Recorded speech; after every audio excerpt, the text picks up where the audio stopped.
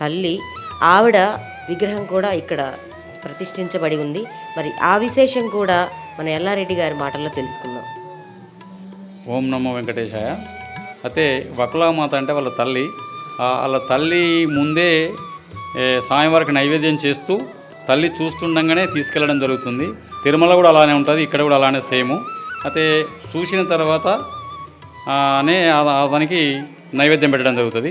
ఇంకొక విషయం ఏంటంటే చాలామందికి తెలియదు, తిరుమల తిరుపతి వెళ్ళిన తర్వాత స్వామివారి దర్శనం అయిపోయిన తర్వాత తల్లి దగ్గరికి వచ్చి మనము ఏ కోరిక కోరుకున్నా కానీ తల్లి చెప్పిన మాట జవదాటాడు కాబట్టి ఆ కోరికలు తప్పక నెరవేరుతాయి. చాలామందికి తెలియదు. ఇప్పటికైనా తెలుసుకొని ప్రతి ఒక్కరు స్వామివారిని దర్శనం చేసుకున్న తర్వాత అమ్మవారి దగ్గరికి వచ్చి మీ కోరికలు విన్నవించుకుంటే ఆ తల్లి చెప్పిన మాటలు ఆయన ఏదంటే నెరవేరుస్తాడు. అది విషయం.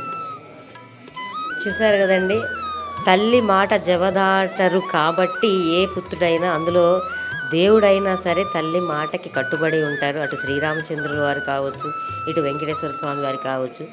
అందుకని ముందుగా మాతకి విన్నవించుకోవాలి అని చెప్పి వారి మాటల్లో తెలియజేశారు. ఇక్కడ ధ్వజస్తంభం యొక్క విశిష్టత కూడా వారు చాలా గొప్పగా